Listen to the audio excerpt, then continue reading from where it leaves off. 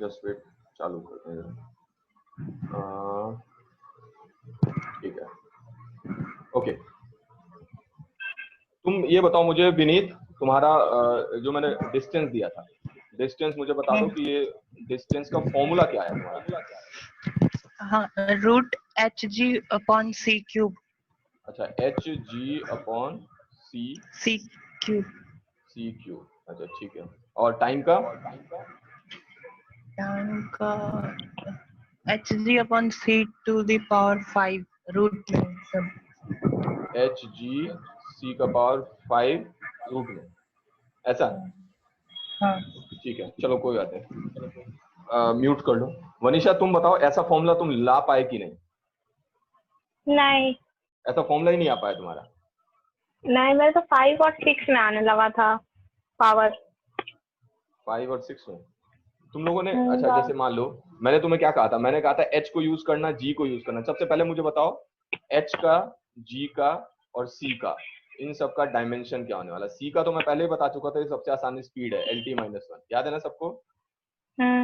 अच्छा, जी का कितना आया था याद करो, मैंने कहा था जी के लिए formula G is equal to हो जाएगा तुम्हारा F R square by m1 and m2।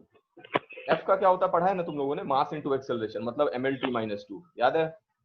और आर हो जाएगा एल का स्क्वायर अपॉन एम, कितना हो जाएगा, एम का स्क्वायर। तो इसका आंसर कितना बना, ऊपर जाएगा तो दिस बिकम्स एम, म्यूट कर लो तुम लोग, नॉइस आ रहा है। तो दिस बिकम्स m-1 एल का स्क्वायर, तो ये हो जाएगा एल क्यूब और ये हो जाएगा T-2। तो चलो ये भी आ गया। और उसके बाद h की वैल्यू कितनी आ गई, तो मैंने कहा था ये एंगुलर मोमेंटम है। एंगुलर मोमेंटम का मतलब है h का, अगर मैं देखूं तो ये पढ़ा है ना एंगुलर मोमेंटम तुमने, r क्रॉस p होता है, rp। तो r के लिए मैं l लगा दूंगा और p के लिए मास इनटू वेलोसिटी, मतलब mL-T-1 लगा दूंगा। तो ये mL स्क्वायर T-1 हो जाएगा। ये इतना सही किया तुमने वनीशा, बताओ?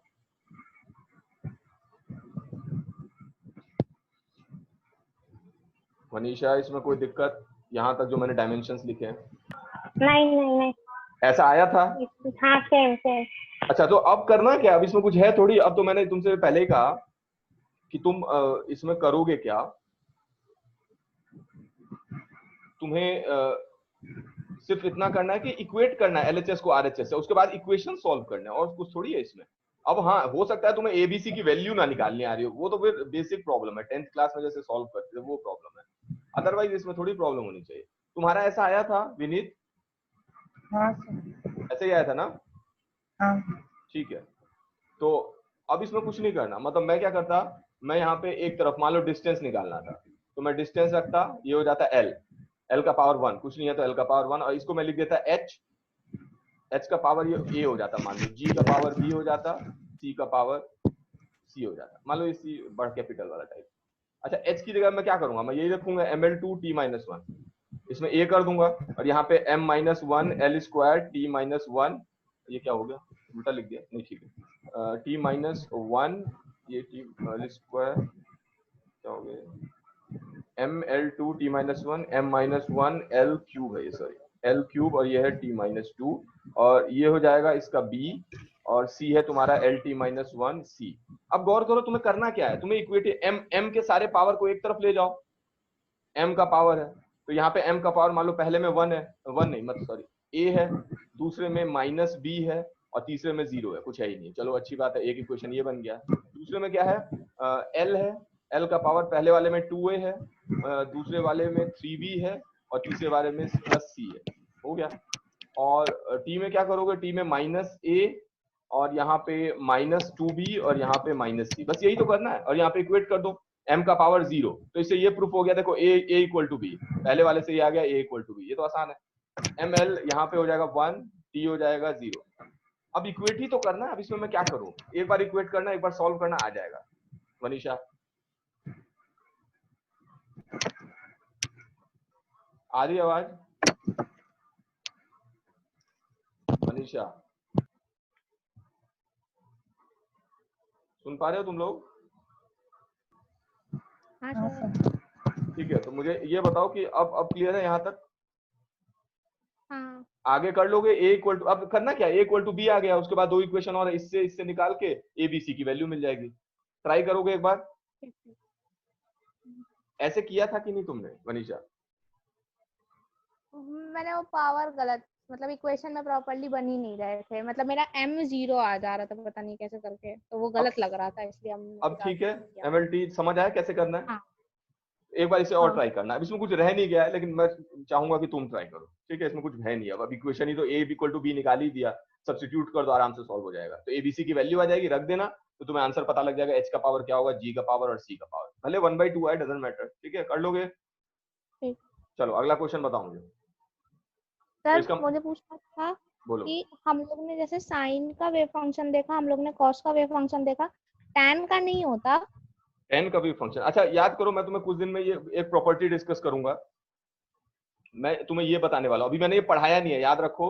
ये मैंने इसलिए होल्ड कर रखा है, जब मैं श्रोडिंगर इक्वेशन पढ़ाऊंगा प्रॉपर एप्लीकेशन के टाइम पे, तब मैं पूरी एक क्लास डिवोट करूंगा इस पे, ठीक है? वेव फंक्शन की कुछ प्रॉपर्टी होती है कि वेव फंक्शन मस्ट बी, बस लिख लो, मतलब अभी जो मैं जो बता रहा हूँ। कंटिन्यूअस वाला। हाँ हाँ, याद है, सिंगल वैल्यूड होना हाँ चाहिए, हाँ। कॉन्टिन्यूअस होना चाहिए, डिफरेंशिएबल होना चाहिए, उसके हाँ बाद वैनिश करना चाहिए कहाँ पे, प्लस माइनस इंफिनिटी इंफिनिटी। पे। उसके बाद मैंने हाँ कहा था एक्स्ट्रा में याद कर लेना कि ये नॉर्मलाइजेबल होना चाहिए। नॉर्मलाइजेबल का मतलब यही है, ये सारी ऊपर की प्रॉपर्टी है, ठीक है? तो इसको नॉर्मलाइज कर पाऊं मैं, और लास्ट में क्या बताया था मैंने, it must satisfy boundary condition. ये एक्स्ट्रा प्रॉपर्टीज है, ये जो लास्ट की चीजें बता रहा हूं मैं, ये सेटिस्फाई बाउंड्री कंडीशन। ये प्रॉब्लम वाइज प्रॉब्लम वेरी करता है, सेटिस्फाई बाउंड्री कंडीशंस, ठीक है? तो हमें क्या करना है, मतलब ये 3-4 चीजें फुलफिल कर गए तो काफी है, तुम्हारा वो स्क्वायर इंटीग्रेबल हो जाएगा, तो नॉर्मलाइज तो कर ही सकते हो, ठीक है? उसके बाद लास्ट में ये वाला एक्स्ट्रा कंडीशन है, सेटिस्फाई बाउंड्री कंडीशन, तो ये मैं तुम्हें अप्लाई करके दिखाऊंगा। आज के लिए बस इतना याद रखो कि वो कंटिन्यूअस होना चाहिए, डिफरेंशिएबल, वैनिश, इसके सारे एक चीज पे डिस्कस करूंगा। आ जाओ तुम्हारे क्वेश्चन पे। मैंने जब कहा साइन एक्स कॉस एक्स, तो इनको कोई दिक्कत नहीं है, लेकिन जब मैं कहता हूँ ना टेन एक्स की प्रॉब्लम ये है कि टेन एक्स डाइवर्ज कर जाता है, याद है ना? हाँ। टेन पाई बाई टू कितना होता है, इंफिनिटी की तरफ टेंड इंफिनिटी। करता है। और जैसे ये पाई बाय 2 पे गायब हो गया, तो देखो ये लिखा है ना, वेनिश प्लस माइनस इंफिनिटी, बीच में कहीं नहीं करना चाहिए। और मैंने बीच में कहा है कंटीन्यूअस होना चाहिए, यहाँ तो देखो डिसकंटिन्यूटी आ गई, ये तो बीच में गायब हो गया ना। तो इसका मतलब ये वेन फंक्शन तो 10 भी नहीं हो सकता, कॉट भी नहीं हो सकता। क्लियर हुआ? हाँ, किसी इंटरवल में हो सकते हैं। मैं तो ऐसा कर सकता हूँ, मैं 0 से लेके तुम्हें कहूँ पाई बाय 4 में इस तरह जबरदस्ती डिफाइन कर दो, कर लोगे। समझ आया? जैसे e to the power i की x में मैंने बताया था, साइन में बताया था, याद है ना? लिमिट कर दो, किसी इंटरवल में डाल दो, 0 से लेके l का इंटरवल डाल दो, तो वहां काम कर जाएगा। लेकिन जनरली इसका मतलब वो बाउंड्री कंडीशन को सेटिस्फाई कर रहा है। क्लियर है? लास्ट वाला कंडीशन, ओके। ठीक है? और एक और था, हाँ क्या बोलो। e पावर x स्क्वायर, इसका हाँ हो सकता है? चलो, अब ये देखो, e का पावर x स्क्वायर, ये कैसा फंक्शन है? ये डाइवर्जिंग फंक्शन है। ये मान लो माइनस एक्स, ये डाइवर्ज ऐसे कर जाए, भाग जाएगा। ये समझ आया?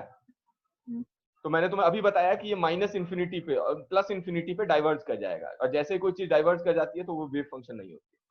क्लियर है? लेकिन हम लोग अगर बाउंड्री किसी पर्टिकुलर रेंज में रखे तो हो सकता है ना ये? तो हो सकता है, लेकिन प्रॉब्लम ये हो जाएगी कि तुम्हें इसका वैल्यू नहीं पता। देखो, जैसे मैं तुमसे पूछूं, ये बताओ e का पावर x स्क्वायर, 0 से लेके 5 के बीच में इसका आंसर बताओ क्या होगा। तुम नहीं डिफाइन कर सकते, इसके लिए तुम्हें स्केल ग्राफ देखना। याद है तुमने, नॉर्मल डिस्ट्रीब्यूशन का अपना एक टेबल होता है, e to the power minus X square का एक टेबल है, ठीक है? उस टेबल से हम सारी वैल्यू फाइंड कर सकते हैं कि किस लिमिट में वो कितना होता है। वो प्रॉपर दिया रहता है, नॉर्मल डिस्ट्रीब्यूशन का टेबल आता है, तो तुम प्रोबेबिलिटी बता सकते हो। प्रोबेबिलिटी क्या होता है? एरिया अंडर कर्व ही होता है, ठीक है? बाद में बताऊंगा। तो ये एरिया और प्रोबेबिलिटी वो टेबल से देख के बताते हैं। तो अगर मैं तुम्हें e का पावर x स्क्वायर दे दूं और 0 से 5 दे दूं, तो भी तुम्हारे लिए बहुत टफ हो जाएगा उसका आंसर निकालना। टेबल बार बार रेफर करोगे, और कभी भी एग्जाम में एनालिटिकल पूछा जाता है, न्यूमेरिकल नहीं पूछा जाता। न्यूमेरिकल समझ गए ना? न्यूमेरिकली बताया था मैंने, जैसे तुम्हारा कैलकुलेटर कैलकुलेट करता है, वो न्यूमेरिकल एनालिसिस से करता है। गॉस जॉर्डन लेवर टाइप का कुछ बताया था मैंने, ठीक है? और जो तुम करते हो इंटीग्रेशन में, वो क्या करते हो, तुम एनालिटिक वाइज करते हो, तुम एनालाइज करते हो इंटीग्रेशन, साइन एक्स का कॉस एक्स बदलते हो, लिमिट डालते हो, तब करके दिखाते हो। तो एग्जाम में जब भी क्वेश्चन आते हैं वो एनालिटिकल आते हैं, ठीक है? वो ये नहीं देंगे कि इसका वैल्यू बता दो। क्लियर हुआ यहाँ तक? बाद में ये बताऊंगा मैं कि e का पावर x स्क्वायर क्यों नहीं हो सकता, बता मैंने अभी दिया है, लेकिन वो डाइवर्ज कर जाता है प्लस इंफिनिटी पे, that's why it can't be a wave function. Clear हुआ? ठीक है? तो अभी ना भी समझ आए चलेगा, मैं प्रॉपर इस पे क्लास लूंगा, 1-2 क्लास में प्रॉपर पढ़ाऊंगा, तो घबराना नहीं है इस पे, ठीक है? चलो अगला जरा देख लेते हैं, और पूछो डाउट जल्दी से। और कोई प्रॉब्लम? अच्छा, ऐसा मैं पहले ही बता दूं, आज शायद क्लास बीच में अपने आप 40 मिनट के बाद शायद बंद हो जाए, तो मे बी हमारे पास टाइम कम है, 15 मिनट के बाद शायद बंद भी ना हो जाए। ठीक है, तो हो सकता है हम दोबारा क्लास वो करेंगे। ठीक है, तो ये ध्यान रखना, तो भागना मत कहीं पे, बीच में हम फिर से क्लास चालू करेंगे, तो बीच का ब्रेक हो 5 मिनट का या 2 मिनट का, तो उसका ध्यान रखना। ठीक है, हाँ, तो फिर से हम करेंगे। चलो बता दो जल्दी से मुझे अगला कोई डाउट। विनीत तुम बताओ, कोई दिक्कत? सर ग्राफ में कन्वर्ज और डाइवर्ज करने का मतलब है वो इंफिनिटी की तरफ भाग जाए। कन्वर्ज करने का मतलब है उसकी वैल्यू गिरने लगे, कम हो जाए या जीरो की तरफ टेंड करे। कन्वर्ज देखो, हमेशा कन्वर्ज जीरो की तरफ टेंड नहीं करता, कन्वर्ज किसी 1 2 3 5 100 कहीं भी किसी वैल्यू की तरफ टेंड कर सकता है। लेकिन हम नॉर्मली एक्सिस की बात करते हैं, तो एक्सिस पे वैल्यू जीरो की तरफ टेंड करती है, तो हम कहते हैं वो कन्वर्ज कर गया। जैसे मैं तुमसे कहूं, ये देखो ऐसे करके ये वैल्यू ऐसे करके ये ऐसे कन्वर्ज कर रहा है। ठीक है, कन्वर्ज कर रहा है इसका मतलब जीरो की तरफ टेंड कर रहा है, कन्वर्ज करना। अच्छा, जरूरी नहीं है जीरो की तरफ टेंड करे, कोई ग्राफ ऐसा भी हो सकता है वो 1 की तरफ टेंड कर जाए। ठीक है, कन्वर्ज कर जाए। ये तुमने पढ़ा होगा, अगर नहीं पढ़ा तो चलेगा। कन्वर्जेंट सीरीज और डाइवर्जेंट सीरीज पढ़ाया जाता है, कॉशी रिलेशंस पढ़ाए जाते हैं, रेशियो टेस्ट, रूट टेस्ट पढ़ाए जाते हैं। लेकिन हमारा उससे कोई लेना देना नहीं है, क्योंकि तुम मैथ्स पढ़ते हो, you can study there, but here while doing physics we don't use those concepts in Fourier transform and other series like Taylor and Maclaurin series. We will use some property, but other than that it's not required that you should know every ratio, root test and all these. ठीक है, भूल जाओ, इतना ज्यादा time मत waste करो चीजों में। मैं बोल रहा हूँ बस उस पर ध्यान दो, काफी है। मैंने कहा डाइवर्जेंट मतलब इंफिनिटी टेंड कर रहा है, कन्वर्जेंट मतलब किसी वैल्यू की तरफ कन्वर्ज कर रहा है। क्लियर हुआ? Yes sir. इससे ज्यादा नहीं जानना, बस हो गया। इससे ज्यादा तुम्हें काम ही नहीं है, अभी से लेके एमएससी से लेके कोई काम नहीं पड़ेगा, कोई रेशियो टेस्ट नहीं लगाना। ठीक है, चले आगे बढ़े। और कुछ? यस। पिछली क्लास के क्वेश्चन हो गए ना, कोई दिक्कत नहीं है ना? नहीं। चलो आज की क्लास का क्वेश्चन करते हैं। आज का क्वेश्चन मैं जरा दिखा दूं एक बार। तो आज के क्वेश्चन में ये रहा। चलो सबसे पहले आसान क्वेश्चन है, दिख रहा है सबको? Yes.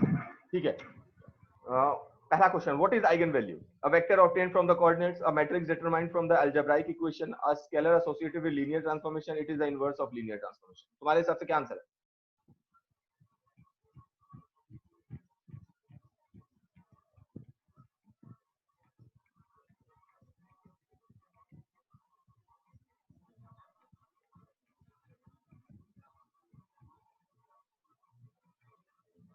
Answer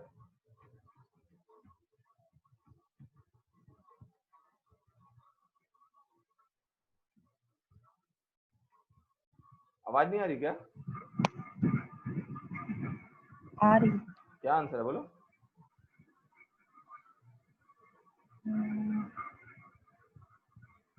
B. B. Vanisha? B.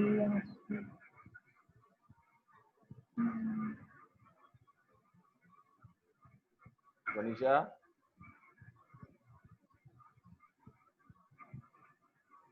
सुनाई दे रहा है कि गायब हो गए? सर वाईफाई नहीं चल रहा है। अब दिख रहा है क्वेश्चन? दिखा कि नहीं? हाँ अब दिखा। चलो बताओ मुझे जल्दी से, कौन सा आंसर तुम्हारे हिसाब से सही है? क्वेश्चन कौन सा है? 61।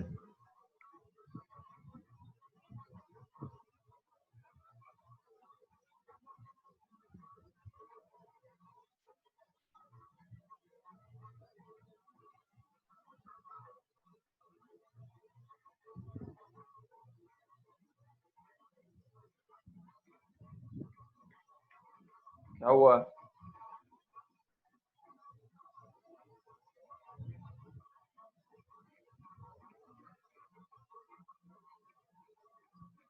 चलो मैं बता देता हूँ। विनीत? यस। क्यों डी वाला क्यों ऑप्शन तुम्हें लग रहा है? बी वाला। B as a boy, matrix. हाँ। अच्छा याद रखो, आइगन वैल्यू एक वैल्यू है, वो मैट्रिक्स नहीं है। पहली चीज ये क्लियर कर लो। क्लियर हुआ? देखो मैं यही समझा रहा हूँ, कभी कभी क्या होता है हम बहुत ज्यादा पढ़ लेते हैं ना, तो हमें एबीसीडी ही नहीं आती है। बड़ी चीजें, लाइंस जानते हैं, पैराग्राफ जानते हैं, ऐसे लिखना जानते हैं, but we don't know what are alphabets. तो तुम्हें हमेशा ध्यान रखो, जब भी कोई चीज तुम्हें ना आए, एबीसीडी से चालू करो।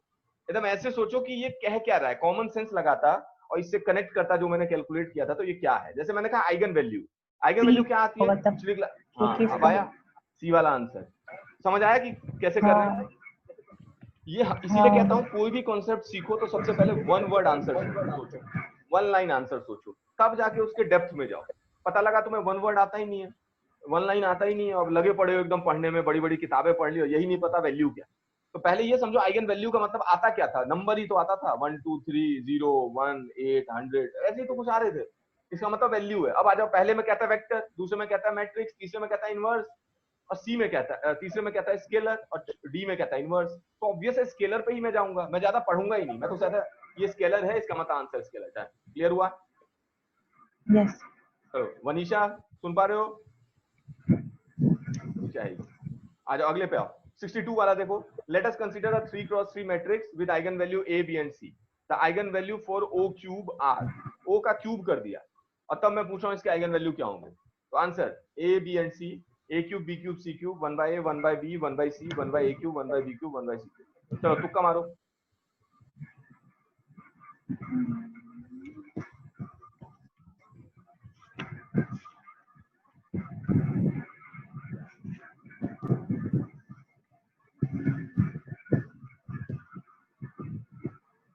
क्या होना चाहिए?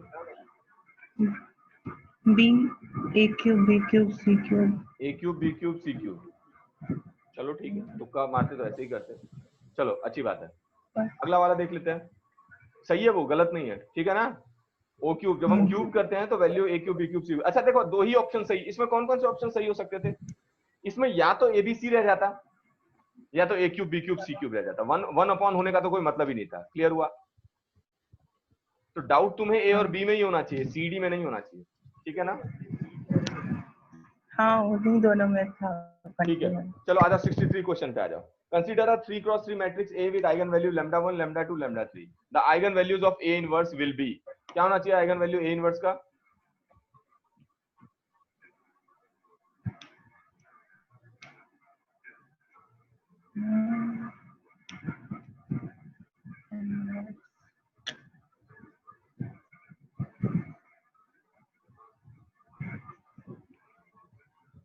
ए वही ये वाला, सेम होना चाहिए। ठीक है। देखो आंसर इसका उल्टा हो जाएगा, 1 by lambda 1 1 by lambda 2 1 by lambda. अच्छा गौर करो, मैंने कहा क्यूब कर दो मैट्रिक्स का, और मैंने कहा पावर -1 कर दो, तो तुम्हारे हिसाब से क्या होना चाहिए? लैम्डा का पावर -1, लैम्डा का पावर -2, लैम्डा 3 का पावर -1। या आ रहा है समझ? ये क्लियर हुआ? जैसे अभी तुमने थोड़ी देर पहले कहा कि if I take cube of O cube करूं तो आइगन वैल्यू में भी क्यूब हो जाता है। तो यहां मैंने ए इनवर्स कर दिया। ए इनवर्स का क्या मतलब है? पावर -1। तो आइगन वैल्यू का पावर -1 कर दो। समझ आ रहा है? Common sense. तो आंसर क्या हो जाएगा? 1 by lambda 1 1 by lambda 2 1 by lambda 3। Answer C, ठीक है, जस्टिफाइड लग रहा है। हाँ अब ये बाद में हम करेंगे, देखो ये मत सोचा तुम्हें मैंने आंसर बताया, ये करेंगे वर्कआउट, एग्जांपल से पूरा मैं बताऊंगा। अभी बस क्वेश्चन देख लो ताकि तुम्हें समझ आए कि अच्छा ऐसा भी कुछ होता है। इसके प्रूफ्स हैं, मैं प्रूफ नहीं करवाऊंगा, मैं एग्जांपल से साइट करके बताऊंगा क्यों लॉजिक इसके पीछे ऐसे काम करता है, ठीक है। अगला क्वेश्चन 64 पे आ जाओ। If eigen value of 3x3 matrix A are this XYZ, the eigen value of A transpose will be. A transpose का क्या होगा eigen value? x y and z 1 by x 1 by y 1 by z x 1 by y and z 1 1 1। क्या होगा?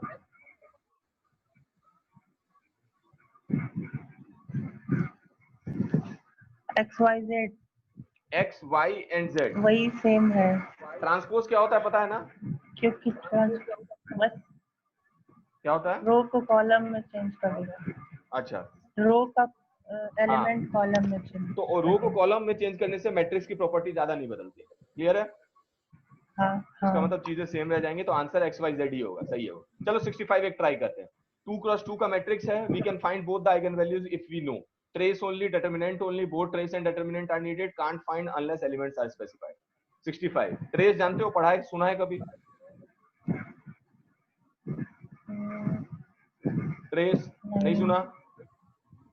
सुने पर अभी याद नहीं है। चलो कोई दिक्कत नहीं, तुम्हारे हिसाब से गेस करो, मैं पढ़ाऊंगा सब बाकी है, मैंने बस कोशिश की है क्वेश्चन कुछ डालने की। ठीक है, बताओ तुम्हारे हिसाब से आंसर क्या होना चाहिए?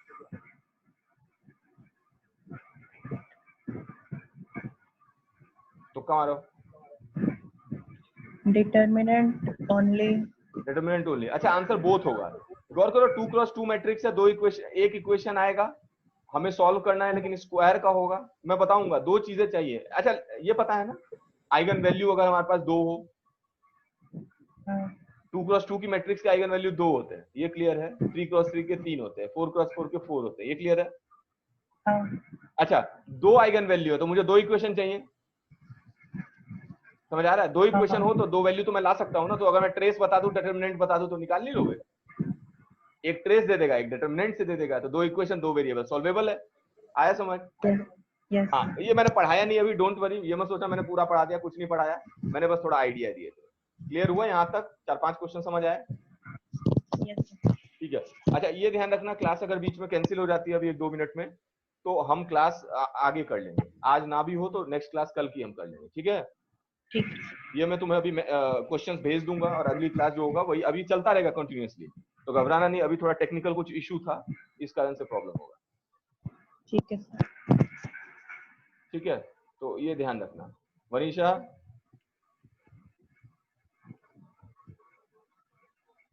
मनीषा,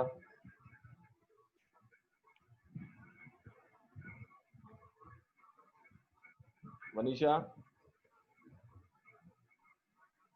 हाँ सर।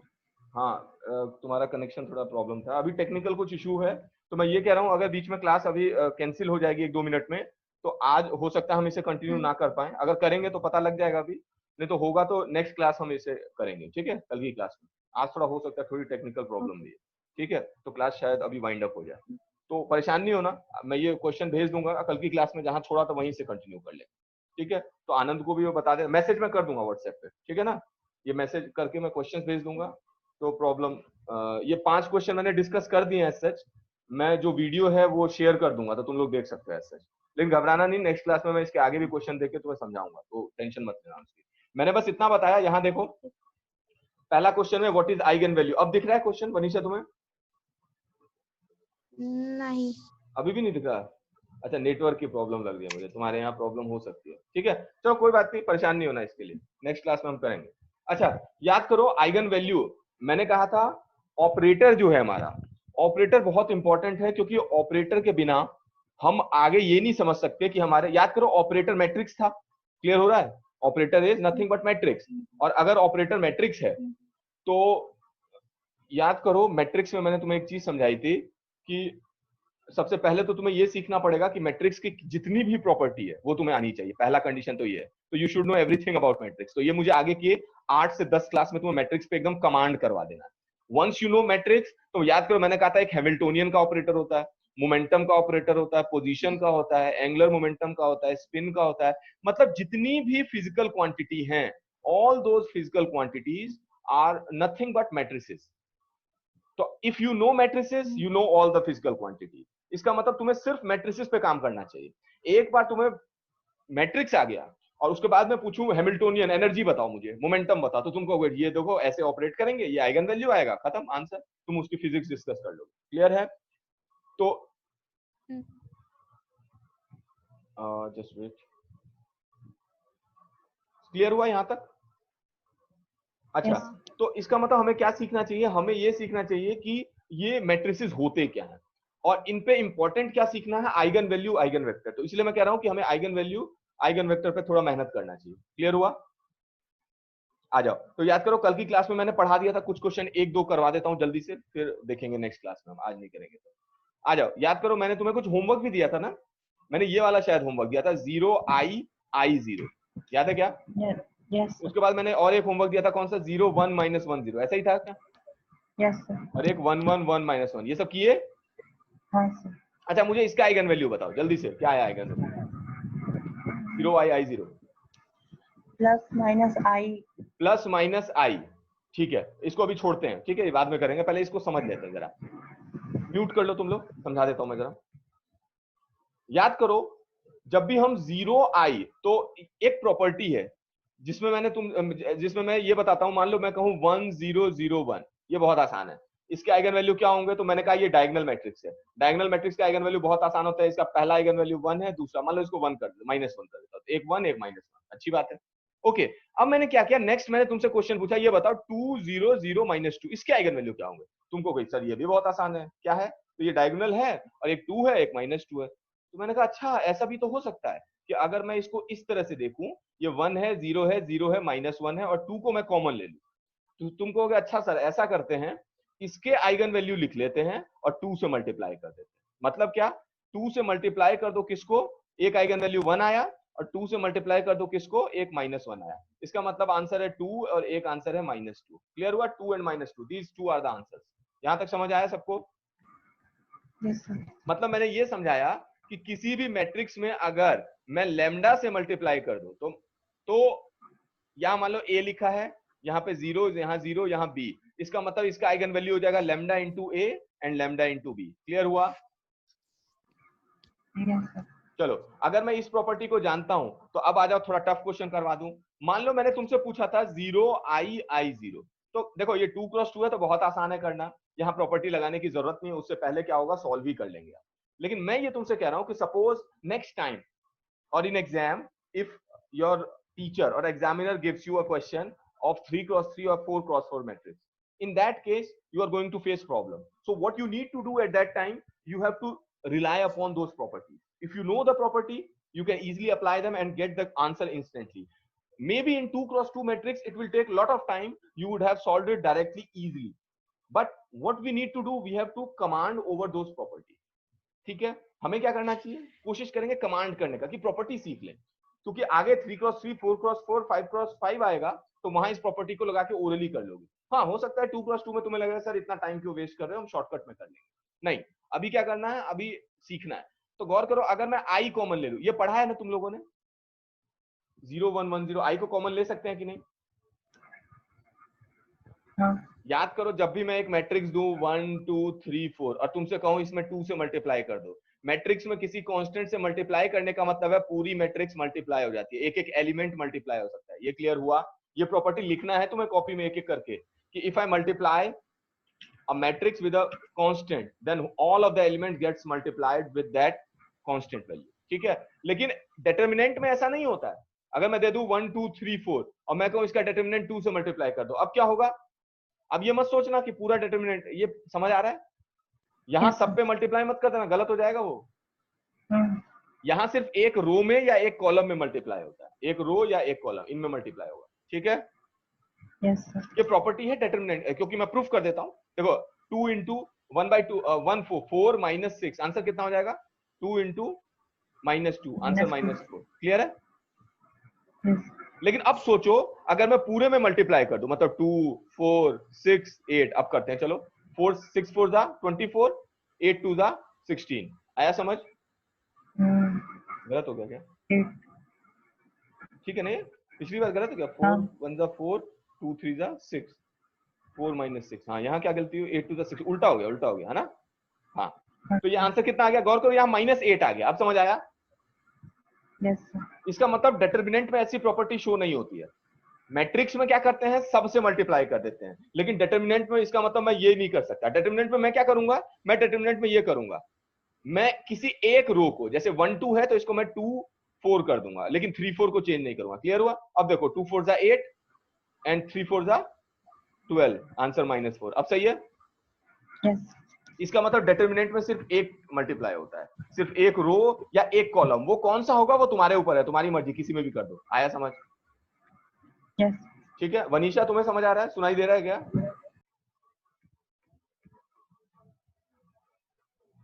हाँ सर, हाँ सर। स्क्रीन दिखाई दे रहा है? हाँ हाँ। ठीक है, जो प्रॉपर्टी बोलता जाऊं याद रखो, अभी आगे के 8-10 क्लासेस में इतनी सारी प्रॉपर्टी हो जाएगी कि हो सकता है तो क्लमजी हो जाए, तुम्हें लगे पता नहीं कितना सारा पढ़ा दिया।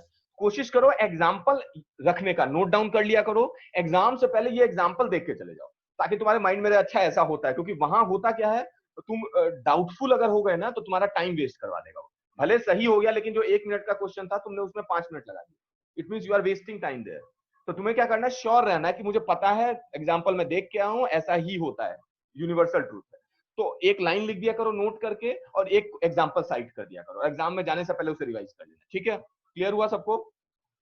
यस तो सर। मैंने क्या बताया, मैंने ये सिंपली कहा कि किसी भी मैट्रिक्स में अगर मैं कांस्टेंट मल्टीप्लाई करूं तो सारे एलिमेंट से मल्टीप्लाई हो जाता है, किसी डिटर्मिनेंट में मैट्रिक मल्टीप्लाई करूं कोई कांस्टेंट तो सिर्फ किसी रो में या एक कॉलम में मल्टीप्लाई होता है, ये चीज ध्यान रखना। उसके बाद मैंने ये कहा था कि if any constant is multiplied by the matrix then eigen value also gets multiplied. यहां तक समझ आया? यस। अच्छा, अगर ये समझ आ गया तो देखो क्वेश्चन हमारा था 0i 0, तो मैं अगर इसको देखने बैठूं तो इसका आंसर होगा 0 1 1 0। इसका मतलब i नाम का एक कांस्टेंट मल्टीप्लाई हुआ है एक मैट्रिक्स 0 1 1 0। मुझे ये बताओ 0 1 1 0 के आइगन वैल्यू कितने थे?